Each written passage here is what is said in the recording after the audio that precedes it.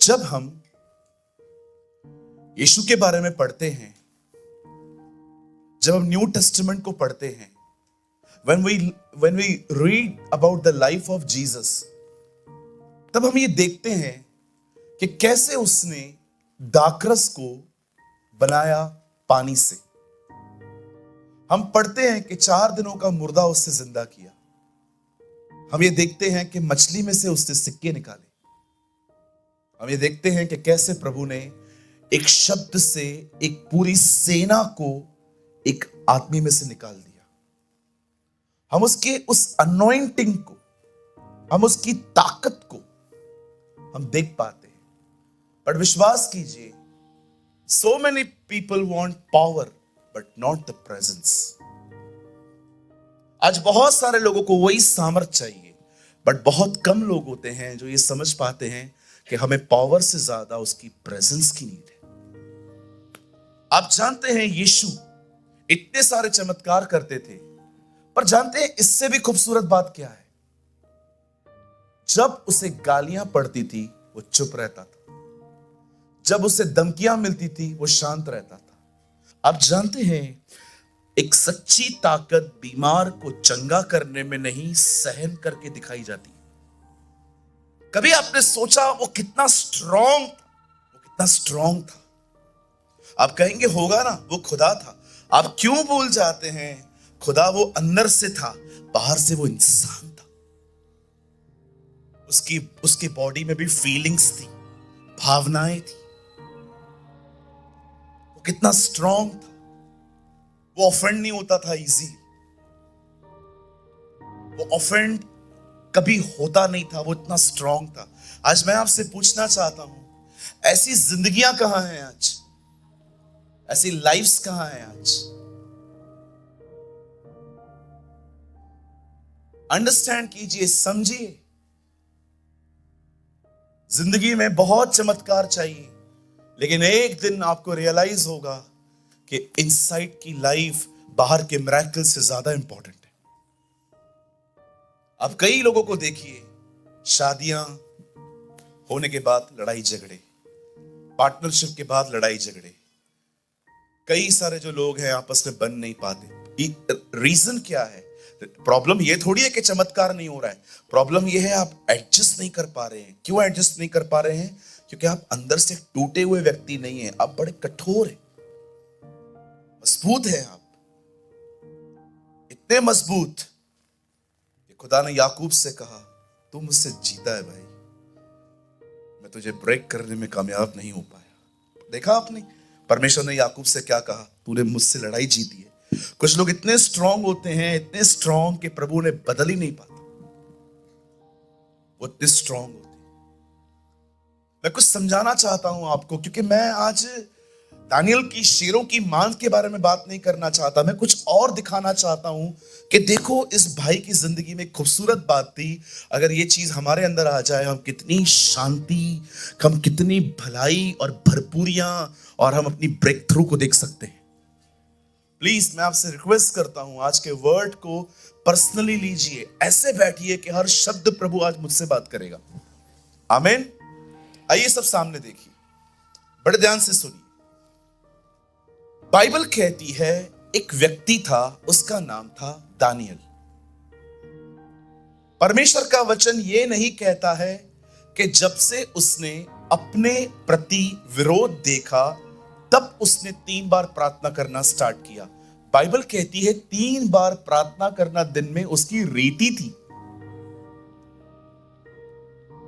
उसने दुआओं में तब जाना नहीं सीखा जब उससे टफ टाइम देखा। बाइबल कहती है उसकी रीति थी। इसका मतलब वो जब सुबह उठता था प्रेयर करता था, आफ्टरनून में प्रेयर करता था, रात को प्रेयर करता था। आखिर वो बार बार प्रेयर में जा क्यों रहा है? उसको चाहिए क्या कि वो रोज 3 बार प्रेयर कर रहा है। मैं आपको बताना चाहता हूं, उसको कुछ भी नहीं चाहिए था। वो 3 बार प्रार्थना परमेश्वर की प्रेजेंस में बने रहने के लिए करता था। बहुत बार आप और मैं घर से निकलते हैं प्रेयर करके, हम एक अच्छे कॉन्शियस में रहते हैं, शांत रहते हैं, हमें मजा आता है उसकी प्रेजेंस में, हमारा विवेक उसकी प्रेजेंस में रहता है। लेकिन जब हम घर से निकलते हैं, हम लोगों को देखते हैं, लोगों को सुनते हैं, हम कई बार दोष सुनते हैं, लोग हमें क्रिटिसाइज करते हैं और हमारा माइंड वहां से निकल के अलग जगह पे चला जाता है। आखिर मैं यहां से वापस वहां कैसे आऊं? प्रे। प्रेयर आपके कॉन्शियस को उसकी प्रेजेंस में बनाए रखती है।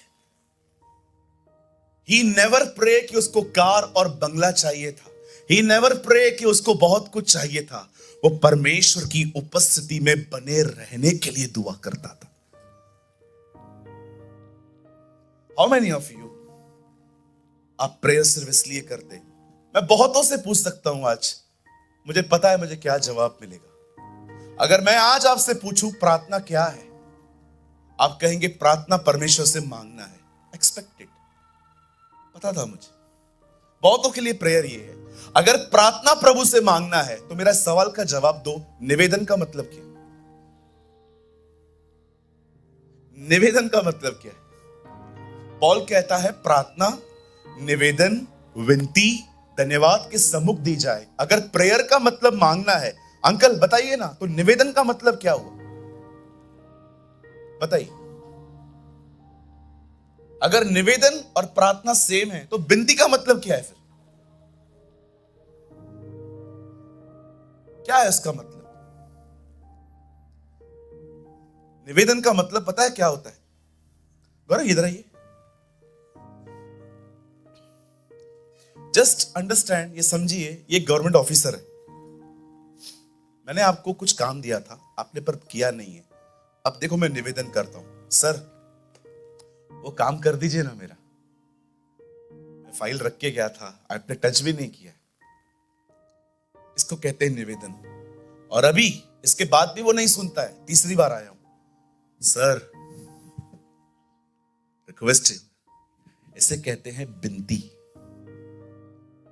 प्रार्थना सीधे होके की जाती है, निवेदन थोड़ा झुक के, विनती बहुत झुक के। वेट वेट वेट, प्रार्थना क्या है? कैसे हो? बढ़िया बढ़िया बढ़िया। इन दिनों में हैंडसम होते जा रहे हो। पास्टर जैसा, मेरे पास्टर जैसा। Thank you. और खाना पीना बरोबर खा रहे हो? जी। आई थिंक वही ठीक से खा रहे हो। कुछ मांग नहीं रहा हूं, टॉक कर रहा हूं। ये प्रेयर है। That's prayer, relationship. लेकिन अब मैं इसको कह रहा हूं, भाई आपका कार चाहिए। बिल्कुल। हाँ, दिया नहीं लेकिन आपने। Thank you. Understand what is prayer. निकलो बच्चों की डेफिनेशन से बाहर। ये संडे स्कूल आंसर है। प्रार्थना मतलब प्रभु से मांगना। प्रार्थना सिर्फ प्रभु से मांगना नहीं है, उसके साथ रिलेशनशिप में आना है। हालेलुया। चलिए थोड़ा कैजुअली बात कर सकते हैं। आप में से कितने लोग हैं जो प्रभु को रोज सुबह उठ के कहते हैं, गुड मॉर्निंग डैड, पप्पा, डैडी।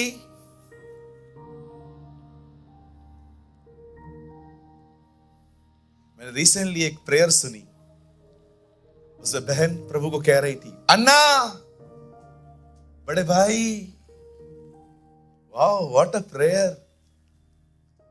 हमें से बहुत सारे लोग खुदा के साथ फ्रेंडली नहीं है, रिलीजियस है, हमेशा एक ही तरह से आते हैं, ओ hallelujah hallelujah hallelujah hallelujah hallelujah hallelujah hallelujah hallelujah. और प्रभु हालेलुया हालेलुया।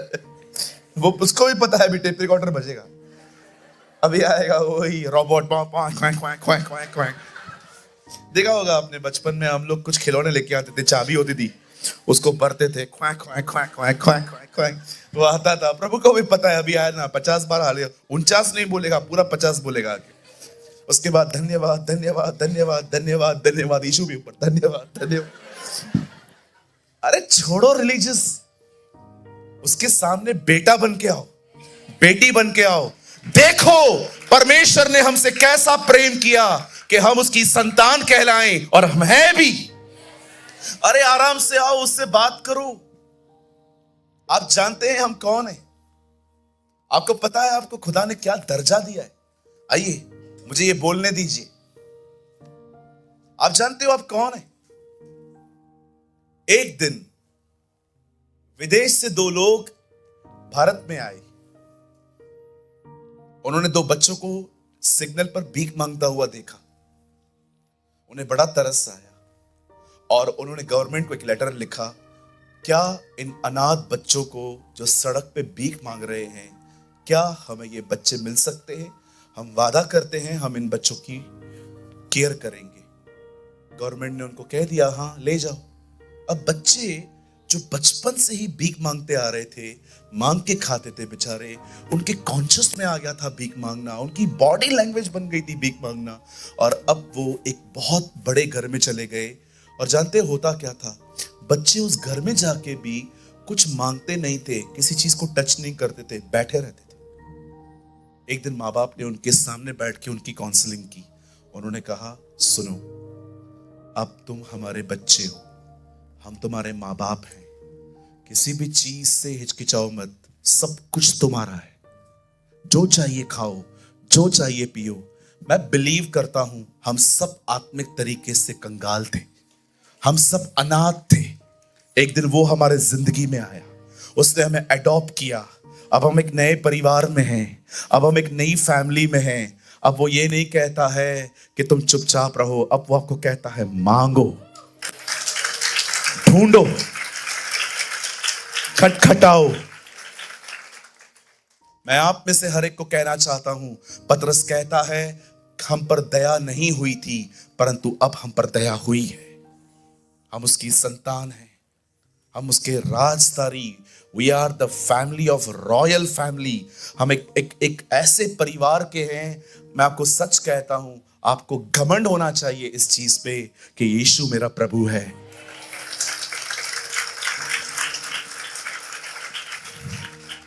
और मैं आपको बताना चाहता हूं, उसने हमें खरीदा है। अगले साल जून या जुलाई में मैं किताब लिखूंगा। उस किताब का नाम है he is a first blood donor. सबसे पहला खून देने वाला व्यक्ति है हमारे। जैसे हम अस्पतालों में जाते हैं, हम कहते हैं ना ब्लड चाहिए, क्या ब्लड डोनेट करते हैं ना, he is a first blood donor. उसने आपको अपने लहू से खरीदा है। कभी इस बात को न भूले, एक्टिव होके उसके पीछे चलिए। हालेलुया। आइए सामने देखिए, जब डैनियल दिन में 3 बार प्रार्थना करता था, क्या मिलता था उसको? क्या मिलता था? आई डोंट नो आप में से कितने लोग हैं जो दिन में 3 बार प्रार्थना करते। हमारे कई लोगों की हमारी जो प्रार्थनाएं होती है ना, वो आई एम सो सॉरी, मुझे कहने दीजिए, हमें से बहुत सारे जो लोगों की प्रार्थना होती है ना, एक बोझ की तरह होती है। बर्डन, पैटर्न्स बंधे हुए हैं। 15 मिनट पाप मानने हैं, जो पहले किए थे वो भी मानने हैं, माफ होने के बाद भी मानने। कई लोग पहले 15 मिनट ये करेंगे, फिर रोएंगे। कुछ लोगों को तो ऐसा लगता है अगर प्रार्थना में रोना नहीं आया मतलब प्रार्थना सुनी नहीं जाएगी। तो कांदा लेकर बैठो, नींबू वींबू डालो अपनी आंखों में। ऐसा नहीं होता है। बोलो बाजू लोग, ऐसा नहीं होता है। इतने रिलीजियस है हम लोग, हमने इतनी चीजें बांध के रखी हैं खुद से, हम इतने पारंपरिक हैं, जो हमने सीखा है हम कुछ नया सीखना ही नहीं चाहते। एक दिन यीशु काना नगर में गए, वहां 6 मटके पड़े थे। उन 6 मटकों में बाइबल कहती है पानी आता था। जब लोग उन शादियों में आते थे, 9 बार वो यहां से लेके यहां तक हाथों को धोते थे। और वो जब वहां आता है तो उसे पता चलता है कि दाखरस समाप्त हो चुका है। अब यीशु कहता है मेरा क्या काम? लेकिन बाद में यीशु कहता है जाओ उन मटकों को भरो। आप जानते हैं ये वो मटके हैं जो परंपरा को प्रदर्शित करते हैं, दिखाते हैं कि देखो यहां परंपरा थी। अंदर आने से पहले लोग कई बार हाथ धोते थे और अंदर आते थे। लेकिन यीशु ने जब ये सुना कि दाखरस समाप्त हुई है, यीशु ने ये नहीं कहा कहां खत्म हुई है, चलो मुझे वहां पर लेके चलो, चलो उन बर्तनों में लेके चलो। यीशु ने कहा नहीं, इन मटकों को भरो।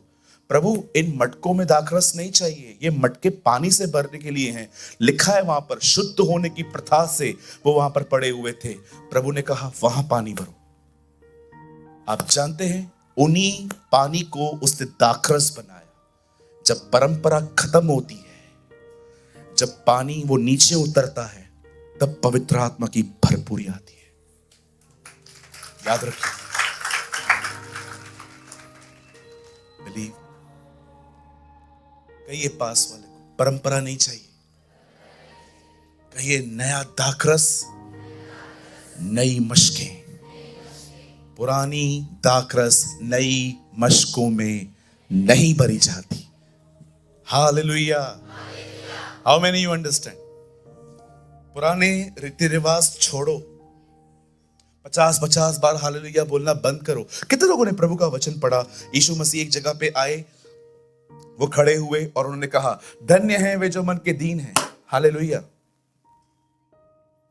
धन्य हैं वे जो नम्र हैं। हालेलुया। धन्य हैं वे जो शोक करते हैं। हालेलुया। और चौथी बार यीशु कहने वाला पब्लिक हालेलुया।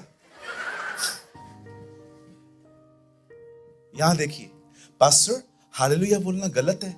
100 बार बोलो, मीनिंगफुली बोलो, रिचुअल मत बोलो। Hallelujah hallelujah hallelujah hallelujah hallelujah hallelujah. और कुछ नहीं है, आगे नहीं है कुछ भी। सोचो, मुझे एक पास्टर ने काम दिया है 15 मिनट प्रभु को प्रेस करो, लेकिन मुझे प्रेस के दो ही वर्ड हैं, धन्यवाद स्तुति। मैं अभी आया हूं, धन्यवाद धन्यवाद धन्यवाद धन्यवाद धन्यवाद धन्यवाद धन्यवाद, स्तुति स्तुति स्तुति स्तुति स्तुति स्तुति। पास्टर और कर, धन्यवाद धन्यवाद धन्यवाद धन्यवाद, आगे बढ़, स्तुति स्तुति स्तुति स्तुति। अरे कुछ पता ही नहीं है तो बोलूंगा क्या? जो पता होता है ना, आदमी की प्रेज जिंदा होती है। जब वो इधर आएगा तो क्या कहेगा? तू राजाओं का राजा है, तू प्रभुओं का प्रभु है, तू था, तू है, तू आने वाला है, तू जगत की ज्योति है, तू जीवन की रोटी है, तू जीवन और पुनरुत्थान है, तू ही मार्ग, सत्य और जीवन है, तू आदि और अंत है, तू अल्फा और ओमेगा है, तू प्रथम और अंतिम है, तू था, तू है और तू ही तो आने वाला है। तेरे निर्णय ठीक और सच्चे हैं। तू वो है जो इज़राइल का उद्धार करता है। किसी को घोड़ों पर भरोसा है, किसी को रथों का सहारा है, पर हम तो तेरे नाम पे भरोसा करते हैं। देख, वो तो गिर पड़े परंतु हम खड़े हुए। हालेलुया, बोलिए यीशु मसीह की। मैं आप में से हर एक को कहना चाहता हूं, जिंदा परमेश्वर को जिंदा प्रेज दो। He is our living God. जो जिंदा है उसे जिंदा प्रेज करो। आपको पता है, जब आप परमेश्वर की प्रेज करते हैं, जब आप उसकी बड़ाई करते हैं, आपको पता है आपकी दीवारें भी वो बात सुनती हैं। यरीहो की दीवारें क्यों गिरी? क्योंकि दीवारों के कान में ये वर्ड गया कि प्रभु भला है, उसकी करुणा सदा की है। हमारी दीवारें, हमारी, विश्वास कीजिए, हमारी दीवारें हमारी प्रेस को सुनती हैं। अरे इतनी सामर्थ है उसमें, इतनी ताकत है उसमें। दाऊद कहता है, हे फाटकों ऊंचे हो जाओ, राजा धीराज आ रहे हैं। ओ, अगर आप उर्दू पढ़ें तो आपको मजा आ जाएगा। हे फाटकों ऊंचे हो जाओ, क्योंकि लश्करों का खुदा आ रहा है। कहिए पास वाले को, जिंदा परमेश्वर को जिंदा महिमा दो। हाँ, मरी हुई प्रेस मत दो उसको। निकालो इन मरी हुई चीजों को बाहर, जिंदा प्रेस करो। मेरी बाइबल कहती है हनन्याह और सफीरा मर गए। पहले हनन्याह आई और सफीरा आया, दोनों ने झूठ बोला, दोनों का बदन वहीं पर पड़ा था। बाइबल कहती है जवान आए और जवानों ने उनको उठाया और कलीसिया के बाहर लेके गए। मैं सारे जवानों को कहना चाहता हूं, मरी हुई चीजों को उठाओ और कलीसिया के बाहर फेंको।